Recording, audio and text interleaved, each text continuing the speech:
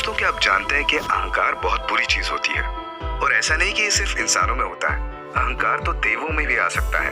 और इसी का एक उदाहरण है एक किस्सा जो मैं आपको सुनाने जा रहा हूँ। आप सभी जानते हैं कि भगवान विष्णु के वाहन जो थे वो गरुड़ थे, और विष्णु जी का सबसे पावरफुल अस्त्र उनका सुदर्शन चक्र। कुछ ऐसा ही हुआ कि एक दिन दोनों ही अपने आप को एक दूसरे से श्रेष्ठ मानने लगे थे। अब दोनों में लफड़ा हो गया। गरुड़ कहते कि वो सबसे शक्तिशाली है और सुदर्शन चक्र का ये मानना था कि वो सबसे शक्तिशाली है।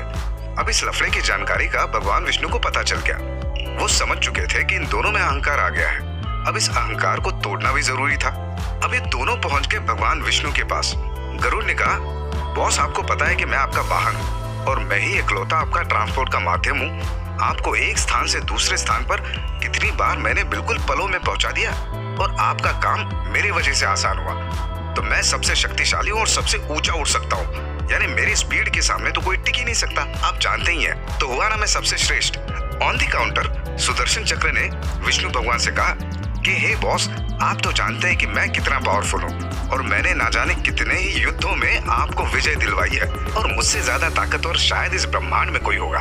तो आप ही बताइए कि हम दोनों में से ज्यादा पावरफुल कौन है। अब ये तो विष्णु जी की लीला थी और वो जानते थे कि ये होने ही वाला है। और फिर उन्होंने एक आइडिया किया इन दोनों का अहंकार तोड़ने के लिए। पहले तो उन्होंने गरुड़ को कहा, एक काम करो, तुम ना कैलाश पर्वत जाके हनुमान जी को कहो कि प्रभु श्री राम ने उनको याद किया है और उनको लेकर आओ। इस पर गरुड़ ने कहा कि अरे बॉस, ये तो छोटा सा काम है, मैं तो अभी तुरंत कर दूंगा। और गरुड़ के जाने के बाद उन्होंने सुदर्शन चक्र से कहा, देखो तुम एक काम करो, तुम अपने गेट के पास जाके खड़े रहो और मेरे अनुमति के अलावा कोई भी अंदर नहीं आना चाहिए। और इस पर सुदर्शन चक्र ने कहा, ये कौन सी बड़ी बात है प्रभु, मेरे होते हुए महल के अंदर कोई आ ही नहीं पाएगा। आप निश्चिंत रहिए, आप जाके आराम करो, मैं हूं ना यहाँ पे।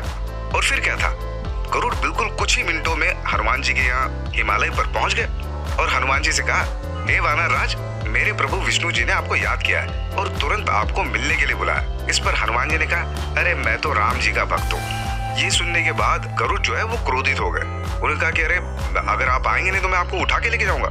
हनुमान जी ने कहा कि जैसे तुम्हारी मर्जी, उठा के ले जाना तो उठा के ले जाओ। इस पर गरुड़ जी को याद आया कि अरे नहीं, इनको कहना था कि राम जी ने याद किया। तो फिर उन्होंने कहा कि अरे नहीं, मेरा मतलब है कि प्रभु श्री राम जी ने आपको याद किया है। तो हनुमान जी कहे, और आप मेरे प्रभु राम का मैसेज लेकर आए, तो मैं जरूर आऊंगा। इस पर गरुड़ ने अपने अहंकार के होते हुए ये कहा, आप तो बिल्कुल बूढ़े हो गए हो, आप में तो ताकत ही नहीं है। आप एक काम करो, आप मेरे ऊपर बैठ जाओ, मेरे पंख बड़े स्ट्रॉन्ग है, मैं आपको बिल्कुल कुछ सेकंड में ही लेके चलूंगा। तो आपसे तो उठा जाएगा नहीं, आप इतने बूढ़े हो गए, और इस तरह की बहुत सारी बातें की। तो उन्होंने कहा कि नहीं, गरुड़ जी आपने मैसेज दे दिया, बात खत्म। मैं अभी क्या है कि अभी मेडिटेशन में हूँ, जैसे राम नाम का पाठ मेरा पूरा होता है मैं आके जरूर मिल लूंगा। इस पर गरुड़ जी सोचते हैं कि ठीक है, मेरा काम तो हो गया, मैंने मैसेज तो दे दिया, अब मैं चलता हूँ। ये बूढ़ा वानर जो है वो अपने आप आए कैसे भी, मैंने अपना प्रभु का काम कर दिया। और वो उड़कर वापस विष्णु धाम चले गए। और तब तक जो है विष्णु भगवान अपने राम रूपी अवतार में आ जाते हैं। और फिर गरुड़ जो है राम रूपी विष्णु जी से कहते हैं, प्रभु आपका काम हो गया, मैंने हनुमान जी को मैसेज दे दिया, वो आते ही होंगे, थोड़ा टाइम लगेगा उनको, मैंने बोला भी था कि मैं लेके आता हूँ, मेरी बात नहीं माने वो, लेकिन मैंने मैसेज दे दिया। इस पर विष्णु जी ने मुस्कुराते हुए अपने राइट तरफ इशारा किया और गरुड़ जी देखते हैं कि हनुमान जी तो पहले से ही वहां पे मौजूद है। ये देखकर गरुड़ जी एकदम सरप्राइज हो जाते हैं कि भैया ये कैसे हो गया। और यहाँ पे उनका जो अहंकार है वो टूट जाता है और वो मानते क्या है, भैया हनुमान जी तो हनुमान जी है। लेकिन अब कहानी का दूसरा पार्ट, विष्णु जी कहते हैं कि अरे हनुमान जी आप अंदर कैसे आ गए, आपको गेट पर किसी ने रोका नहीं।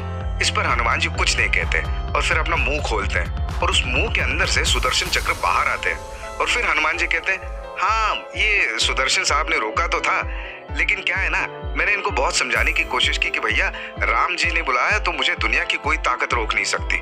और इस पर ये मुझसे युद्ध करने लगे। अब फिर मुझे मजबूरन इनको रोकने के लिए इनको अपने मुंह में बंद करना पड़ा। अब मैं करता भी क्या।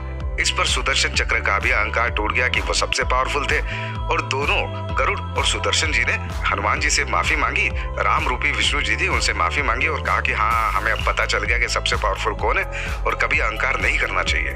तो इस तरह से हनुमान जी ने सुदर्शन चक्र और गरुड़ जी का अहंकार तोड़ा। इसलिए एक बात याद रखें आप भी, कभी अपने पावर्स पर अहंकार नहीं करना चाहिए।